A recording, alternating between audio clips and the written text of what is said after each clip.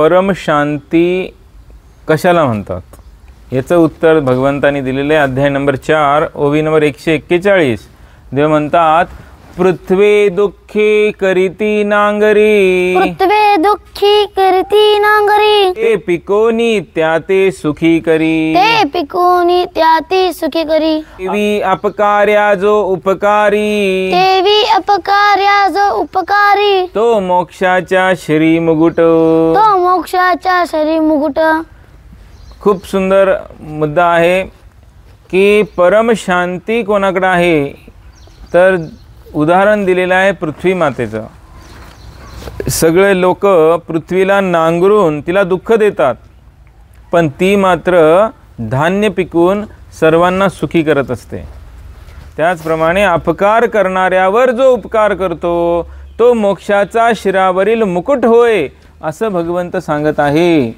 म्हणून हे अत्यंत दुर्मिळ लक्षण आहे. या ठिकाणी अपकार करणाऱ्यावर उपकार करणे म्हणजे जो त्रास देत आहे त्याचंही चांगलं चिंतन करणं, जो आपल्याला त्रास देण्यासाठी आलेला आहे त्याचंही कल्याण चिंतन करणं. आणि ही गोष्ट साधारण नसते. बघा, एखाद्या व्यक्तीला टिट फॉर टॅट, जसं करेल तसं आपण उत्तर देणं, असे बरेचसे लोकांचा स्वभाव आपल्याला दिसतो. परंतु एखादा व्यक्ती तुम्हाला मारतोय, त्रास देतोय, तरीसुद्धा तुम्ही मात्र त्याच्याबद्दल चांगलंच चिंतन करताय, ही गोष्ट अत्यंत दुर्लभ आहे. आणि असे जे व्यक्ती असतात ते मोक्षाचे अधिकारी असतात, असं देव या ठिकाणी सांगत आहेत. उदाहरणाखातर बद्रिकाश्रमातील नरनारायण जेव्हा तपश्चर्येला बसले, तेव्हा नारायणांना त्रास देण्यासाठी स्वर्गातले सर्व देवी देवता, अप्सरा, वसंत ऋतू, कामदेव हे सगळे त्या ठिकाणी त्रास द्यायला आले होते. त्यात त्यांचं तपश्चर्या भंग करायला आले होते. परंतु नारायणाने त्या सर्वांचं स्वागत केलं, त्यांना अभय दिलं आणि त्यांना आनंदाने जाताना भेटवस्तू म्हणून काही सुंदर अप्सरासुद्धा दिल्या. हे झालं अपकार करणाऱ्यावर उपकार. आत्ताची गोष्ट जर करायची असेल तर संतश्रेष्ठ एकनाथ महाराज यांच्या जीवनामधले अनेक प्रसंग असे आहेत ज्या ठिकाणी आपल्याला पाहायला मिळतं की एकनाथ महाराजांना त्रास देण्यासाठी लोक आली होती. जसं एका व्यक्तीने पान खाऊन त्यांच्या अंगावर अनेकदा थुंकला, तितक्या वेळेस नाथ महाराजांनी जाऊन गंगेत स्नान केलं, पण त्या व्यक्तीला काही बोलले नाही. उलट पान खाऊन खाऊन थुंकून त्या तोंडामध्ये फोडं आली.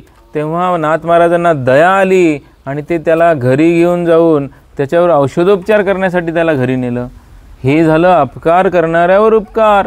त्याचप्रमाणे नाथ महाराजांच्या घरामध्ये त्यांना त्रास देण्यासाठी एक वृद्ध ब्राह्मण आला. तो त्यांच्या पत्नीच्या पाठीवर जाऊन बसला, तरीसुद्धा नाथ महाराजांना राग आला नाही. उलट त्या वृद्ध ब्राह्मणाच्या मुलीच्या लग्नासाठी नाथ महाराजांनी पैसे दिले. हे झालं अपकार करणाऱ्यावर उपकार करणं. हेच परमशांतीचं लक्षण आहे. म्हणूनच नाथ महाराजांना शांती ब्रह्म असं पदवी प्राप्त झालेली आहे. म्हणून जे खरे संत असतात ते कोणाचंही कधीही वाईट चिंतन करत नाहीत. भले तो दुर्जन असो किंवा सज्जन असो, ते नेहमीच त्या सर्वांचं कल्याण कशात आहे हेच चिंतन करत असतात. जगद्गुरू जनार्दन स्वामी आणि त्यांचे उत्तराधिकारी विद्यमान परमपूज्य जगद्गुरू स्वामी शांतिगिरीजी महाराज हे देखील अपकार करणाऱ्यांवर उपकार करत आहेत, हे आपल्याला बघायला मिळतं. म्हणून परम शांती त्यांच्याजवळ नांदत आहे आणि तेच मोक्षाचे अधिकारी आहेत असं देव या ठिकाणी सांगत आहे.